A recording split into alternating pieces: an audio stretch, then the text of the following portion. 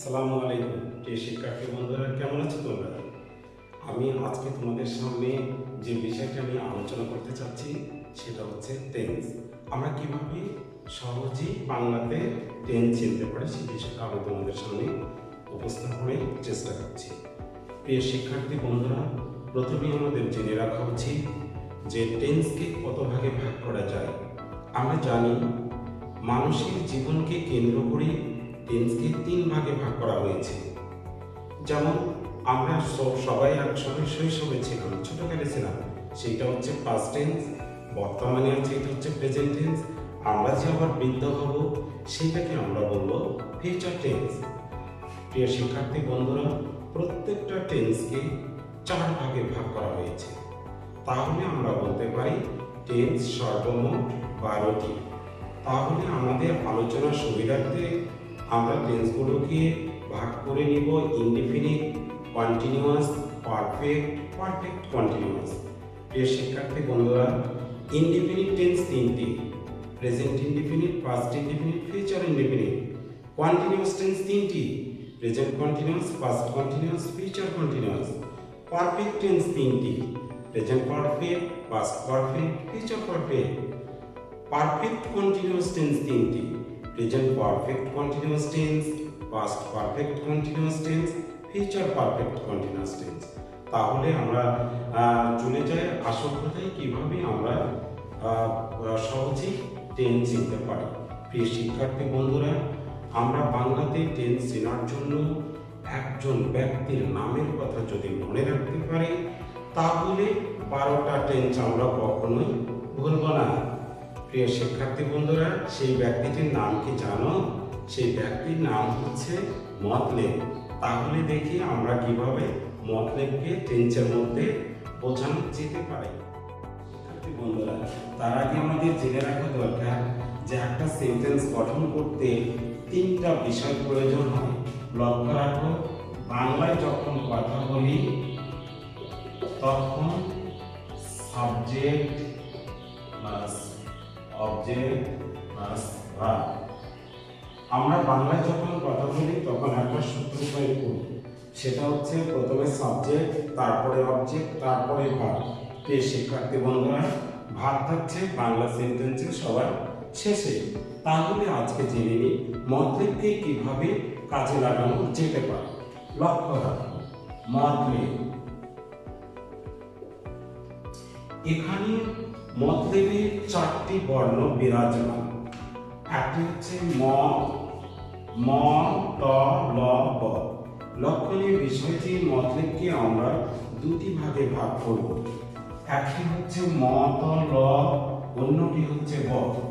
আমরা যদি দেখতে পাই বাংলা সেন্টেন্সে সবার শেষে ম, ত, ল আছে, তাহলে উক্ত সেন্টেন্সটিকে আমরা বলবো পাস্ট টেন্স।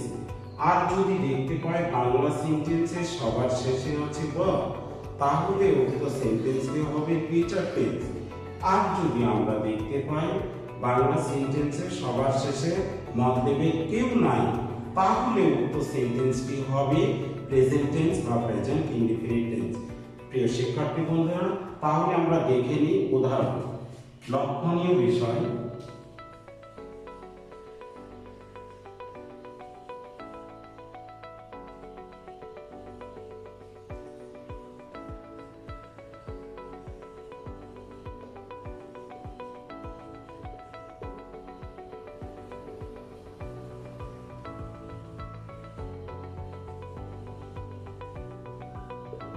লক্ষ্য করো, আমি 3টা সেন্টেন্স লিখেছি। এই 3টা সেন্টেন্স হচ্ছে ইনডিফিনিটিভ। আমরা লক্ষ্য করি বাংলা সেন্টেন্সের সবার শেষে যেটি আছে সেটি ভার্ব, আর লক্ষণীয় বিষয় এখানে সবার শেষে আছে ল। কাজেই উক্ত সেন্টেন্সটি হবে পাস্ট ইনডিফিনিট টেন্স। তারপরেরটি লক্ষ্য করো, মেয়েটি হাসে, এখানে মতলেবের কেউ নেই, কাজেই উক্ত সেন্টেন্সটি হবে প্রেজেন্ট ইনডিফিনিট টেন্স। তারপরে লক্ষ্য করো, মেয়েটি হাসবে, সবার শেষে যে ভার্বটি রয়েছে সেখানে আছে ব, কাজেই উক্ত সেন্টেন্সকে আমরা বলবো ফিউচার ইনডিফিনিট টেন্স। প্রিয় শিক্ষার্থী বন্ধুরা, এখন আমরা জানবো কিভাবে সহজে কন্টিনিউয়াস টেন্স চেনা যায়। লক্ষ্য রাখো, তে তে মানে কন্টিনিউয়াস টেন্স। তে যখনই দেখবে তখনই তোমরা ধরে নেবে উক্ত সেন্টেন্সটি কন্টিনিউয়াস টেন্স। তাহলে জেনে নিই কিভাবে আমরা কন্টিনিউয়াস টেন্স সহজেই বুঝতে পারব। লক্ষণীয় বিষয়, এখানে তে আছে, আমরা যদি দেখতে পাই তের সাথে ম তল আছে, বাংলা সেন্টেন্সে তে ডান পাশে যদি আমরা দেখতে পাই ম তল, উক্ত সেন্টেন্সটি হবে ফিউচার পাস্ট কন্টিনিউয়াস টেন্স। আমরা যদি দেখতে পাই তের সাথে ব, তাহলে উক্ত সেন্টেন্সটি হবে ফিউচার কন্টিনিউয়াস টেন্স।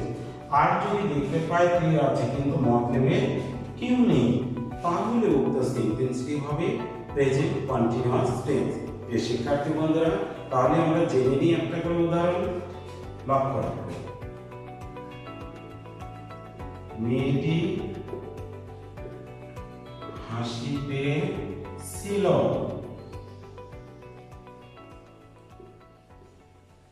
মেয়েটি হাসিতে থাকিবে।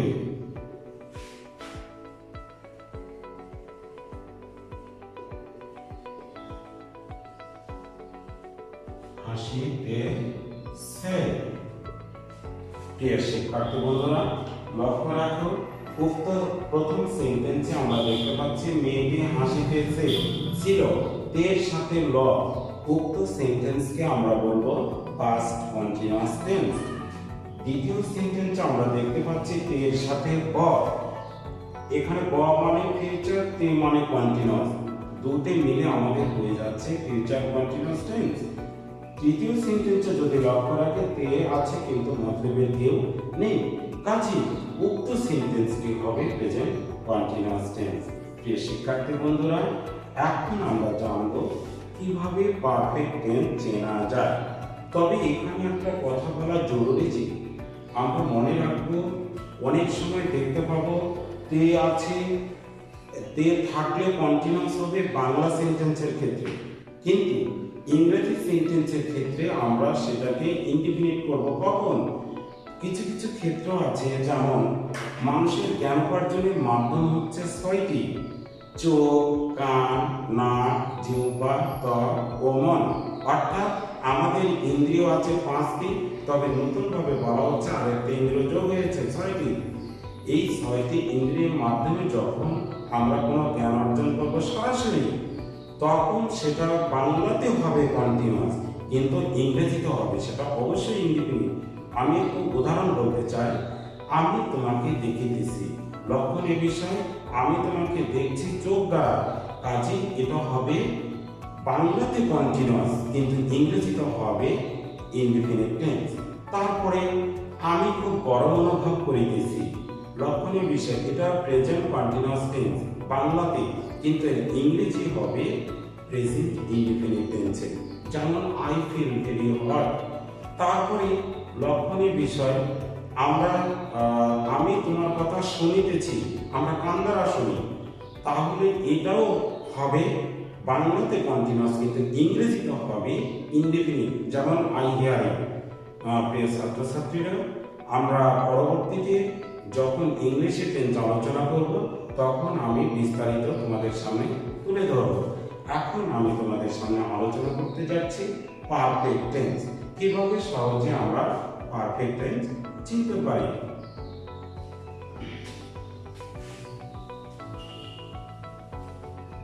প্রিয় শিক্ষার্থী বন্ধুরা, ইয়া থাকলেই হবে পারফেক্ট। ইয়া থাকলেই পারফেক্ট টেন্স হবে। তাহলে আমরা দেখে নিব কিভাবে তিনটি টেন্সে ইয়া কাজ করে। লক্ষণীয় বিষয়, ইয়ার সাথে যদি আমরা দেখতে পাই মতল, ইয়ার সাথে যদি আমরা দেখতে পাই মতল, উক্ত সেন্টেন্সটি হবে পাস্ট পারফেক্ট টেন্স। ইয়ার সাথে যদি আমরা দেখতে পাই ব, উক্ত সেন্টেন্সটি হবে ফিউচার পারফেক্ট টেন্স। ইয়ার সাথে যদি দেখতে পাই মতলবের কেউ নাই, ইয়া আছে কিন্তু মতলবের কেউ নাই, উক্ত সেন্টেন্সটি হবে প্রেজেন্ট পারফেক্ট টেন্স। তাহলে আমরা জেনে নিই উদাহরণগুলো কিভাবে আমরা সেটাকে সহজে চিনতে পারি। লক্ষণীয় বিষয়,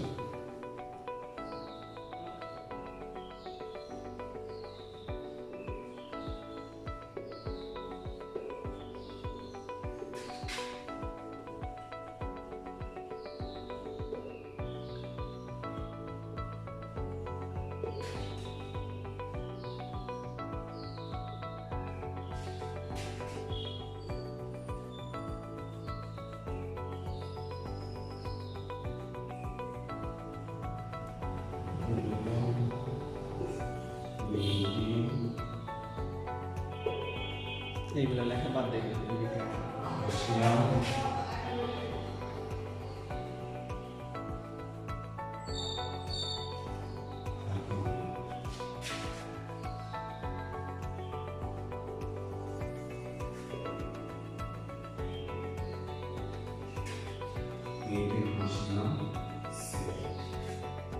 প্রিয় শিক্ষার্থী বন্ধুরা, লক্ষ্য করো আমি তিনটি সেন্টেন্স লিখেছি। তুমি আসিবার পূর্বে মেয়েটি হাসিয়া ছিল। লক্ষণীয় বিষয়, এখানে হাসযোগিয়া হাসিয়া, তাহলে এখানে ইয়া আছে, ইয়ার সাথে লক্ষ্য করো ল আছে, কাজে উক্ত সেন্টেন্সটি হবে পাস্ট পারফেক্ট টেন্স। দ্বিতীয় সেন্টেন্সে লক্ষ্য করো তুমি আসিবার পূর্বে মেয়েটি হাসিয়া থাকিবে, এখানে ইয়ার সাথে ব আছে, উক্ত সেন্টেন্সটি হবে ফিউচার পারফেক্ট টেন্স। লক্ষ্য করো তৃতীয় সেন্টেন্সে মেয়েটি হাসিয়াছে, ইয়া আছে কিন্তু এখানে মতলবের কেউ নাই, কাজে উক্ত সেন্টেন্সটি হবে প্রেজেন্ট পারফেক্ট টেন্স। প্রিয় শিক্ষার্থী বন্ধুরা, তোমরা মনে করতে পারো উপরের দুটি সেন্টেন্সই ছিল তুমি আসিবার পূর্বে, পরবর্তী সেন্টেন্সে ছিল তুমি আসিবার পূর্বে, কিন্তু তৃতীয় সেন্টেন্সে তুমি আসিবার পূর্বে নেই। আমাদের মনে রাখা জরুরি যে 12টি টেন্সের মধ্যে 4টি টেন্সের ক্ষেত্রে 12টি টেন্সের মধ্যে 4টি টেন্সের ক্ষেত্রে দুটি সাবজেক্ট এবং দুটি ভার্ব থাকতে পারে অথবা ধরিয়া যাবত প্রক্রিয়া থাকে। সেই 4টি টেন্সের নাম হচ্ছে past perfect, past perfect continuous, future perfect, future perfect continuous. এই 4টি টেন্সের দুটি সাবজেক্ট এবং দুটি ভার্ব থাকতে পারে। লক্ষণীয় বিষয়, তাহলে আমরা জানলাম কিভাবে সহজে পারফেক্ট টেন্স চেনা যায়। শিক্ষার্থী বন্ধুরা, এখন আমরা জানার চেষ্টা করব পারফেক্ট কন্টিনিউয়াস টেন্স। শিক্ষার্থী বন্ধুরা, আমরা দেখতে পাচ্ছি বোর্ডে 3টি সেন্টেন্স লেখা আছে।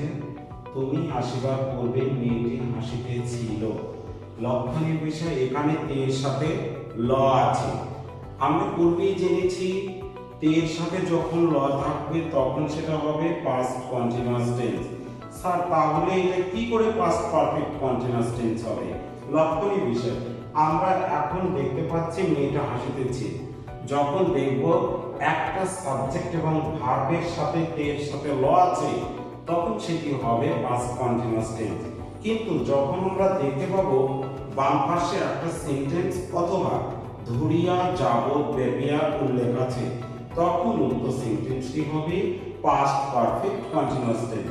দ্বিতীয় সেন্টেন্সে লক্ষ্য করো তুমি আসিবার পূর্বে মেয়েটি হাসিতে থাকিবে, এখানে এর সাথে ব, উক্ত সেন্টেন্সটি ফিউচার পারফেক্ট কন্টিনিউয়াস টেন্স। কিন্তু আমরা যদি শুধু দেখি যে মেয়েটি হাসিতে থাকিবে, এর সাথে ব আছে এবং এখানে সাবজেক্ট একটি আছে, এখানে কোনো ধরিয়া যাবত ব্যবহার দেখতে পাচ্ছি না, কাজে উক্ত সেন্টেন্সটি হবে ফিউচার কন্টিনিউয়াস টেন্স। কিন্তু যখনই দেখবো যে বাম পাশে আরেকটি সেন্টেন্স আছে অথবা ধরিয়া যাবত ব্যবহার আছে তবে উক্ত সেন্টেন্সটি হবে ফিউচার পারফেক্ট কন্টিনিউয়াস টেন্স। প্রিয় শিক্ষার্থী বন্ধুরা, লক্ষ্য করা 3 নম্বর সেন্টেন্স, মেয়েটি 2 ঘন্টা ধরে হাসিতেছে। এখানে খেয়াল করো এর সাথে মতলবের কেউ নাই, উক্ত সেন্টেন্সটি প্রেজেন্ট কন্টিনিউয়াস টেন্স। কিন্তু এখানে 2 ঘন্টা ধরে, লক্ষ্য করো এই 2 ঘন্টা ধরে যদি আমরা কেটে দেই তাহলে হবে প্রেজেন্ট কন্টিনিউয়াস টেন্স। কিন্তু যখন উক্ত সেন্টেন্সে ধরিয়া যাবৎ ভেবে দেখতে পাবো এবং এর সাথে মতলবের কেউ নাই, তখন উক্ত সেন্টেন্সটি হবে প্রেজেন্ট পারফেক্ট কন্টিনিউয়াস টেন্স। তাহলে প্রিয় শিক্ষার্থী বন্ধুরা, আজকে আমরা জানলাম কিভাবে সহজেই বাংলাতে টেন্স চেনা যায়। তোমরা ভালো থাকো এবং এগুলো খেয়াল করো। আবারও তোমাদের সামনে হাজির হব নতুন কোনো ক্লাস নিয়ে। প্রিয় শিক্ষার্থী বন্ধুরা, আমার ক্লাসটি কেমন লাগলো? যদি তোমাদের ভালো লাগে তাহলে কমেন্ট বক্সে অবশ্যই জানাবে। আর যদি তোমাদের নতুন কোনো ক্লাস, নতুন কোনো বিষয় জানার থাকে তাহলে অবশ্যই আমাকে কমেন্ট বক্সে জানাবে। আমি খুব শীঘ্রই উক্ত বিষয়ে ক্লাস নিয়ে ভিডিও নিয়ে তোমাদের সামনে আবার হাজির হব। তোমরা সে পর্যন্ত ভালো থেকো। আল্লাহ হাফেজ।